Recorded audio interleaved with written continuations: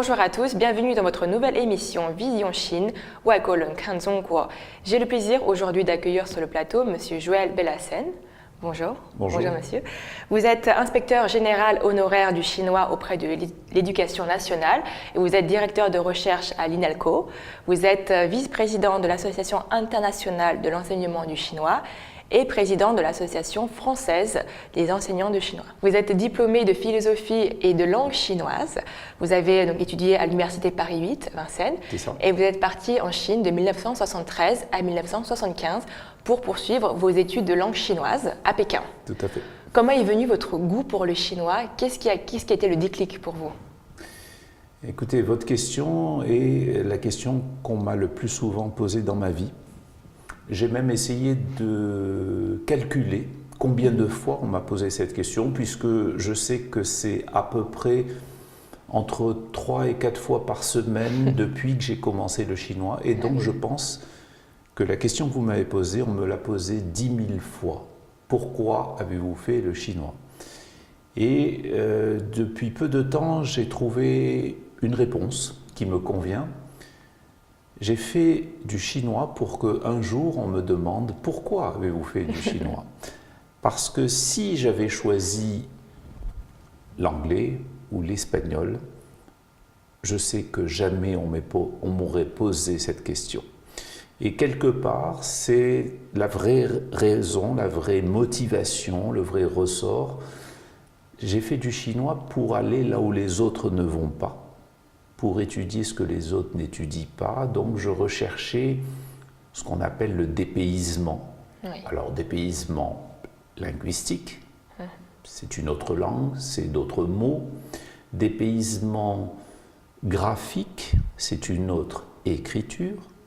Dépaysement culturel, c'est un autre monde, c'est un autre univers. C'est une culture où quand on vous offre un cadeau, on ne l'ouvre pas, alors que chez nous, on doit ouvrir un cadeau. Donc je sais que je recherchais, où j'ai enfin compris ce que je cherchais à travers le chinois, c'est aller là où les autres ne vont pas. D'où ma réponse, j'ai fait du chinois pour qu'un jour on me demande « Pourquoi avez-vous fait du chinois ?» Il y a de plus en plus de personnes qui veulent apprendre le chinois et pourtant c'est une langue qui est réputée comme l'une des plus compliquées. Quel est votre avis dessus? Après avoir réfléchi à cette question, bien entendu, ma réponse aujourd'hui, raisonnée, est la suivante. Premièrement, je pense que il n'est pas très rigoureux de parler d'une langue en termes de difficulté, de langue difficile. Pourquoi? Parce que, premièrement, je pense que toute langue est difficile. Je préfère, moi, parler de langue proche et de langue distante. C'est beaucoup plus rigoureux, cohérent de parler ainsi. Pourquoi? Est-ce que c'est la même chose? Je pense que non. Le chinois est une langue distante. Il n'y a pratiquement aucun mot commun entre le chinois et le français. Donc, au niveau du vocabulaire, c'est une langue distante. L'écriture n'est pas commune. Donc, au niveau de l'écriture, le chinois est distant et même très distant, etc., etc. Ça, ce sont des choses objectives. Si vous me demandez, alors le chinois, pour vous, ça a été difficile? Et si vous me demandez, quelles sont les matières les plus difficiles que vous ayez apprises dans votre vie? Je vais vous répondre, premièrement, les mathématiques. C'est mon point de vue. Deuxièmement, ce n'est pas le chinois, c'est la physique. Troisièmement, ce n'est pas le chinois, c'est la chimie. Quatrièmement, ce n'est pas le chinois, c'est l'éducation physique. Donc vous voyez, il y a une part de subjectif. C'est propre à chacun. C'est une part de subjectif. Par contre, que ce soit une langue distante, c'est bien sûr la langue la plus distante que j'ai apprise dans ma vie. Et donc, comme elle est distante, j'ai mis beaucoup de temps avant enfin de pouvoir lire un journal chinois ou un roman chinois. Beaucoup plus que si j'avais fait de l'espagnol ou de l'anglais. Mais ça, c'est une question de distance, ce n'est pas une question de difficulté. J'en viens maintenant quand même, je vais répondre quand même à vos questions. Si vous me dites quelles sont les difficultés du chinois, alors là oui. Les difficultés, puisque Voilà. beaucoup pensent quand même que c'est le caractère, l'écriture. Au final, vous en faites quelque chose de ludique, d'intéressant en tout cas. Voilà, mais je pense que c'est comme ça qu'il faut poser les questions. Alors, je vais dire d'abord, la plus grande difficulté du chinois, pour moi, c'est les tons. Pourquoi? Et pourtant, il n'y en a que 4, alors que des caractères, il y en a des milliers. Même parce que vous pouvez apprendre le chinois pendant 1 an, 2 ans, 3 ans. Vous pouvez un jour parler assez couramment, lire, et ne pas surmonter la difficulté de ces 4 tons. Donc, pour moi, c'est la première difficulté. L'écriture, comme je viens de le dire, je crois que c'est surtout la longueur du parcours. Il faut un temps, c'est vrai, très long, pour un jour enfin pouvoir lire dans le métro un journal chinois. Je rajoute, comme vous l'avez suggéré, que l'écriture chinoise peut être un facteur de motivation et parfois le principal facteur de motivation, pas pour tout le monde, mais pour certains des apprenants. Moi, ça a été le cas. Si l'écriture chinoise n'avait pas été ce qu'elle est, je ne serais pas aujourd'hui en train de continuer à accompagner la discipline du chinois. Je n'aurais pas fait le choix du chinois. Et je sais qu'un certain nombre de mes collègues, aujourd'hui ou hier, il y a longtemps, sont dans le même cas. Et pour information, combien compte de caractères le chinois aujourd'hui? Alors, combien de caractères y a-t-il dans le chinois? Dans un dictionnaire courant, aujourd'hui, l'équivalent du dictionnaire du Petit Robert, il y a à peu près 10 000 caractères. Mais attention, les Chinois eux-mêmes, même les plus cultivés, n'en connaissent que la moitié, parce qu'il y en a une moitié qui ne sert pas à grand-chose, ce sont des caractères très rares, etc. 5 000. Le problème, c'est quand on est un apprenant de chinois, comme je l'étais, au début, je connaissais 0 caractère. Au bout d'une semaine, j'en connaissais 5, ensuite 10, ensuite 20, 100, 200, 300. Ouais. Je comptais régulièrement le nombre de caractères que je connaissais. Ce qui est très curieux, c'est qu'au début, quand vous comptez le nombre de caractères que vous connaissez, admettons 8, au lieu d'être démoralisé, au contraire, vous êtes très fier d'en reconnaître 8 dans un journal qui est rédigé en gros avec à peu près 3000 caractères. Dans un journal, il y a 3000 caractères différents. Vous n'en connaissez que 8, il en reste 2992. Et curieusement, au contraire, ça vous valorise, vous êtes fier de ça. Donc, il y a un aspect défi qui est directement lié au caractère chinois. Très bien. En tout cas, j'espère que vous aurez donné envie à beaucoup de nos téléspectateurs d'apprendre le chinois, en tout cas d'encourager leurs enfants à apprendre le chinois. Et on vous remercie beaucoup, M. Bellassène, d'avoir été parmi nous aujourd'hui. Merci. Et au moment où vous avez commencé à apprendre le chinois, j'imagine que votre famille ou votre entourage, en tout cas, ne vous a pas forcément tout de suite encouragé, puisque à cette époque-là, le chinois n'était pas considéré comme une langue d'avenir, en tout cas avec beaucoup de potentiel. Alors malgré le dépaysement, j'imagine aussi qu'il y a une autre raison, peut-être qui vous a poussé à apprendre le chinois et en faire aussi un métier au final. Eh bien, au départ, il n'y avait pas, parce qu'à mon avis, il ne pouvait pas y avoir de motivation d'ordre d'insertion professionnelle. Je n'avais aucun objectif professionnel de carrière en m'engageant dans le chinois. Donc c'est au contraire une volonté de découverte, d'aller vers quelque chose d'inconnu parce que c'est inconnu, d'aller vers quelque chose de distant parce que c'est distant. Je le sais maintenant parce que j'ai failli, à côté de la philosophie, à Paris, j'ai failli m'engager vers l'espagnol.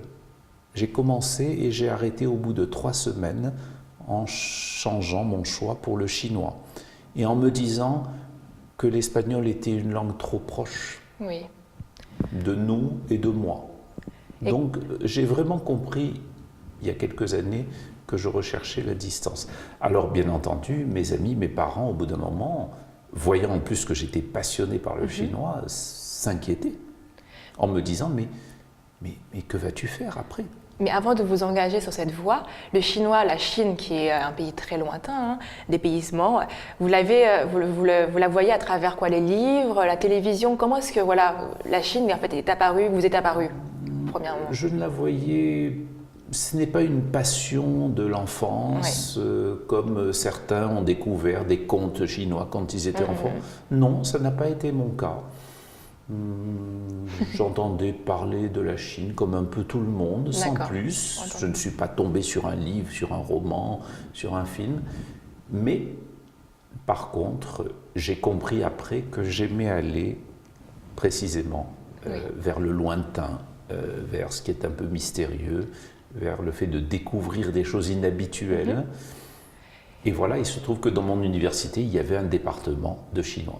Et vous êtes donc arrivé en Chine en novembre 1973. Alors, je suis arrivé en Chine en novembre 1973, mais 6 mois avant, je m'apprêtais en France à abandonner le chinois puisque j'étais arrivé au bout de mon parcours universitaire. Et je savais qu'il n'y avait aucun avenir. Donc, je m'apprêtais à abandonner mes 4 ans de chinois, mon diplôme, et juste au moment où j'allais abandonner, on a appris que la Chine rétablissait les échanges culturels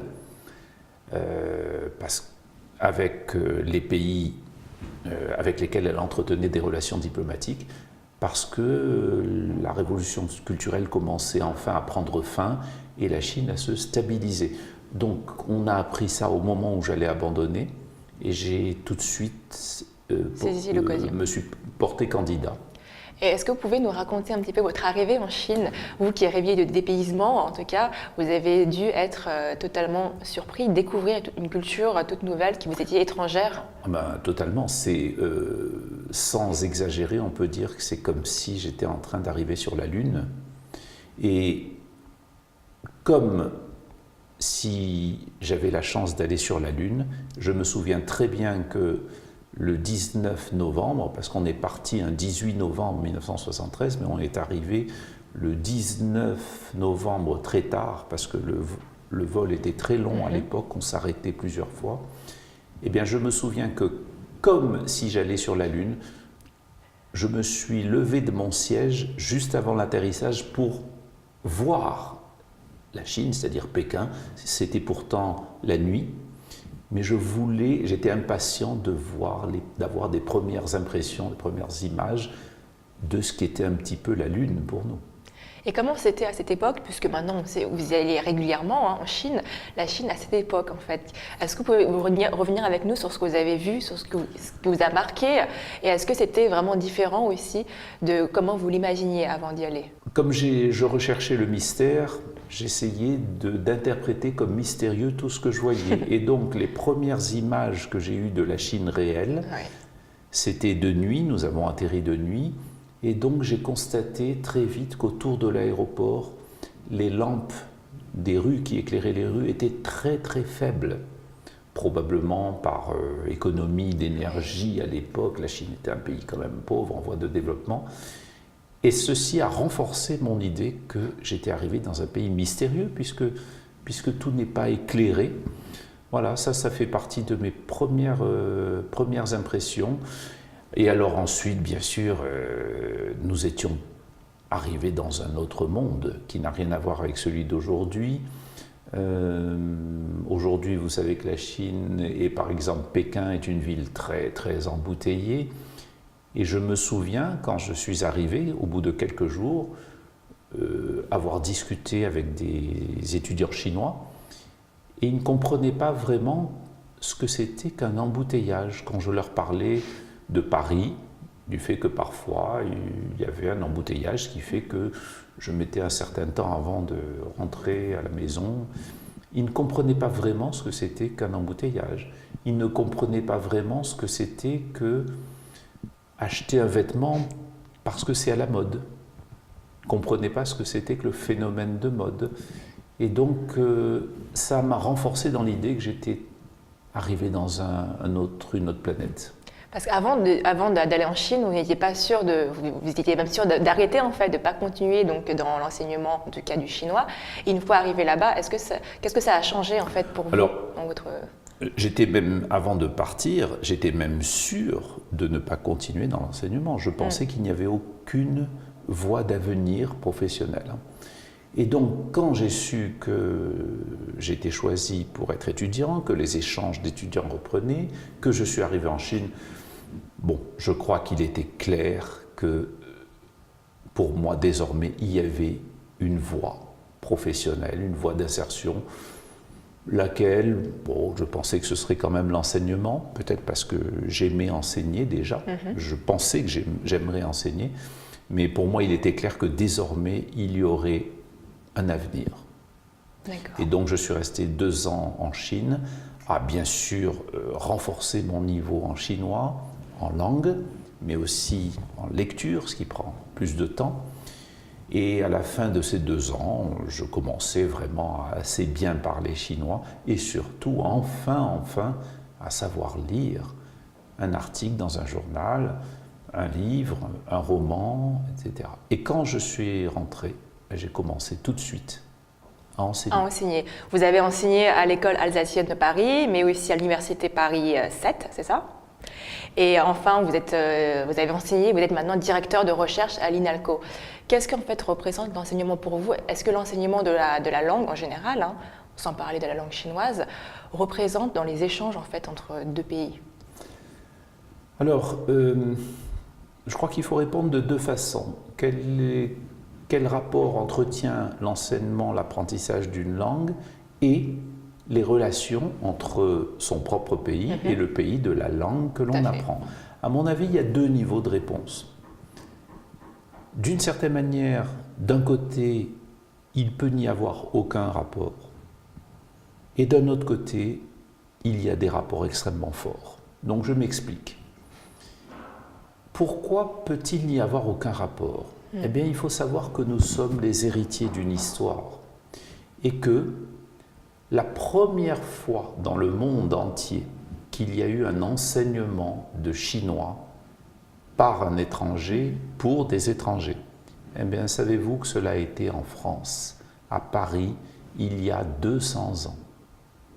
La première fois qu'il y avait un professeur de chinois dans une institution officielle, ça n'a pas été en Chine, ça n'a pas été en Italie, en Espagne, ça a été en France, à Paris, en 1814, au Collège de France.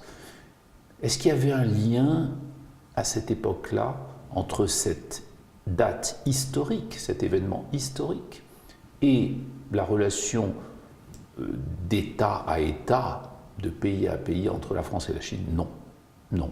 C'était quelqu'un, il s'appelait Abel Rémusat, qui voulait relever le défi de comprendre un jour cette écriture.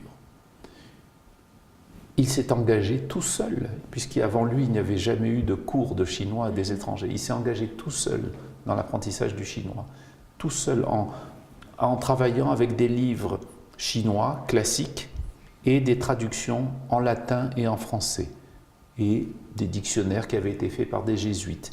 Tout seul. Et il a atteint un très très haut niveau de compréhension écrite, de lecture, pas de parler. Et donc, c'est lui le premier dans le monde qui a mis en place, qui a enseigné ce qu'on appelle aujourd'hui le chinois langue étrangère, le chinois langue seconde. Aucun rapport entre les relations entre les 2 pays, aucun rapport direct en tout cas. D'accord. Bon. Et pourtant, on peut dire qu'il y a un lien très fort. Les exemples sont très nombreux. S'il n'y avait pas eu établissement des relations diplomatiques entre la France et la Chine en 1964, il n'y aurait pas eu de relations culturelles.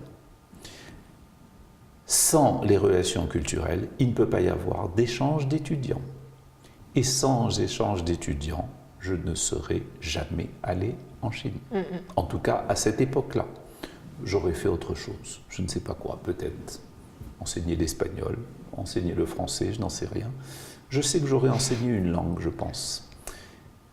Donc vous voyez, c'est quand même, en fait, les relations entre les deux pays ont totalement déterminé ma vie professionnelle. C'est grâce aux relations culturelles entre les deux pays que je suis resté, que j'ai été ce qu'on appelle boursier du gouvernement français et en fait du gouvernement chinois aussi, puisque notre voyage a été pris en charge par la France, mais notre vie sur place par la Chine, et ça a été la même chose pour les étudiants chinois qui sont venus en France. Le chinois donc, est une langue qui était l'une des langues, je ne sais pas si c'est la langue qui connaît la plus forte expansion, progression dans l'enseignement. Est-ce que vous pouvez nous donner quelques chiffres et nous expliquer pourquoi cette progression?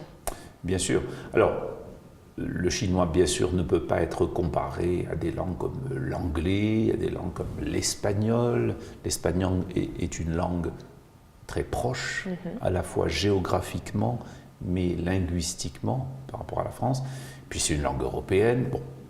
Mais vous avez tout à fait raison, le chinois, depuis une quinzaine, vingtaine d'années, est incontestablement la langue qui connaît la plus forte progression en nombre d'élèves, en nombre de professeurs, en nombre d'établissements qui offrent l'enseignement de cette langue. Donc, pour vous donner une idée, quand j'ai commencé, moi, l'enseignement du chinois, donc au début des années 70, j'ai commencé à l'université. Il devait y avoir quelques centaines d'étudiants à l'université et peut-être quelques petites centaines d'élèves dans l'enseignement secondaire.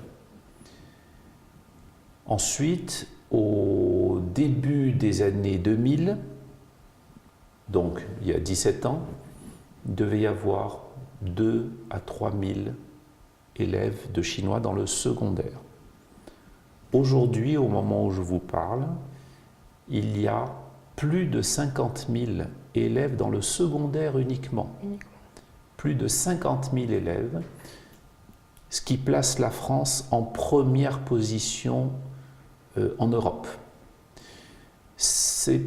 Plus de 50 000 élèves se répartissent sur près de 700 collèges et lycées, enseignés par 600 professeurs de chinois dans l'enseignement secondaire.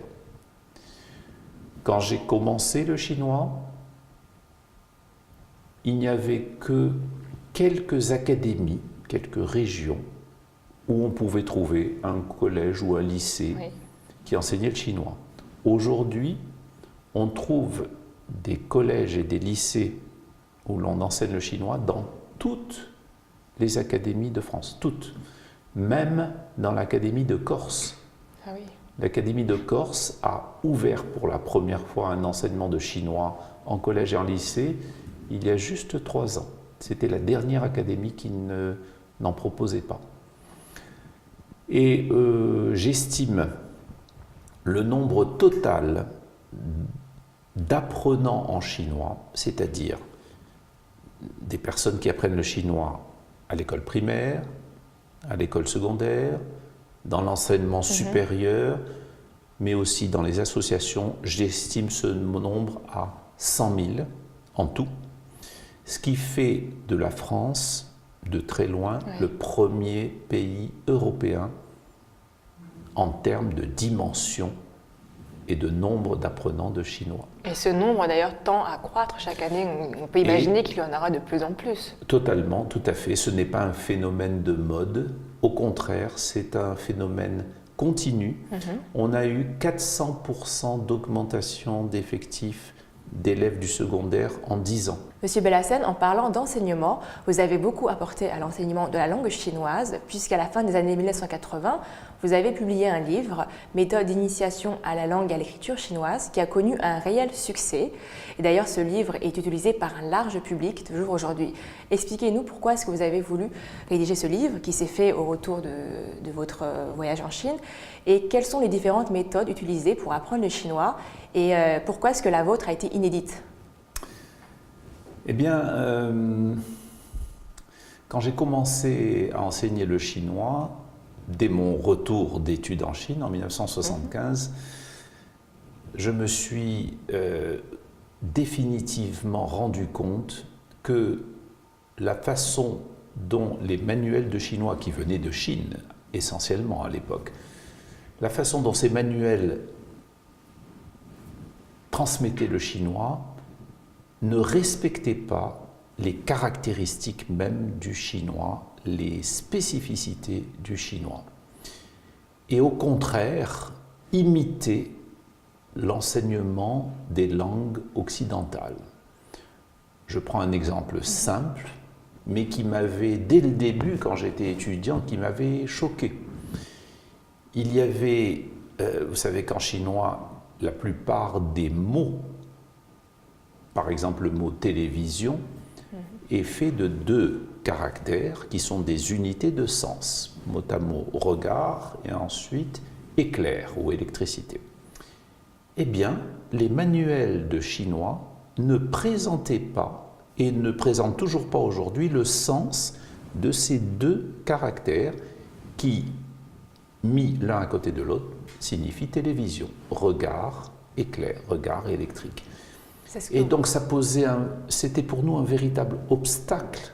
C'était une charge pour la mémorisation, un obstacle à la mémorisation, et cela dénaturait le chinois. Donc, je me suis orienté naturellement vers une façon de transmettre le chinois qui respecte le chinois lui-même. Donc j'ai pris en compte les caractères dans leur origine, présenter leur origine, présenter la façon de les mémoriser, tenir compte de leur fréquence, parce que les caractères, les mots doivent être fréquents, mais les caractères qui composent les mots doivent aussi être fréquents. En tout cas, c'est ce que je pense. Et donc, je me suis orienté dans une voie très différente de celle des manuels chinois. Alors, 2 choses. Quand mon manuel est sorti, fin 89, début 90, c'est vrai qu'on ne s'attendait pas à ce que aujourd'hui il y en ait, je ne sais pas, je crois 150, 160 000 qui aient été diffusés. On ne s'attendait pas à ce que très vite il soit connu en Chine. Il a fait l'objet de commentaires, d'appréciations dans des revues scientifiques qui disaient « Tiens, ce manuel est différent de ce que nous faisons ». Par exemple, ce manuel accorde une importance à la culture. À chaque leçon, il y avait des petites notes culturelles pour stimuler l'appétit, la motivation des apprenants. Pour moi, c'était naturel, mais la Chine ne le faisait pas. Et surtout, au bout d'un moment, la Chine, le milieu scientifique chinois a remarqué que dans mon manuel, il y avait 2 unités qui étaient respectées et prises en compte à chaque leçon, les mots, mais aussi ce qui constitue les mots, c'est-à-dire les caractères, unités de sens. Et donc, ce qui m'a aussi surpris, c'est que la sortie de mon manuel a généré un débat qui n'est toujours pas clos aujourd'hui en Chine et dans le monde. C'est ce qu'on appelle le choix entre l'entrée par le caractère et l'entrée par le mot. Et mon manuel est considéré comme représentatif de l'entrée par le caractère. Et donc depuis, je continue d'échanger, de participer, d'écrire sur cette question de comment aborder une langue aussi différente que le chinois dans le domaine pédagogique. Parce que mon point de vue est que, à langue différente, méthode d'enseignement différente. Quels sont vos défis personnels, professionnels et, selon vous, les défis de la langue chinoise ? Alors, mes défis personnels, professionnels ont toujours été liés aux défis de la discipline elle-même. C'est comme ça que je conçois les choses. Et donc, parmi les défis les plus importants pour moi aujourd'hui, c'est de développer la formation continue des professeurs, parce que c'est fondamental. Il n'y a que grâce à la formation continue, en faisant des stages qui relie les principes pédagogiques avec le concret, le réel de la salle de classe. Il n'y a que comme ça que l'on peut faire évoluer favorablement la qualité de l'enseignement. Et donc je continue en France mais aussi ailleurs à m'engager davantage, à trouver de nouveaux thèmes de formation et à les assurer moi-même.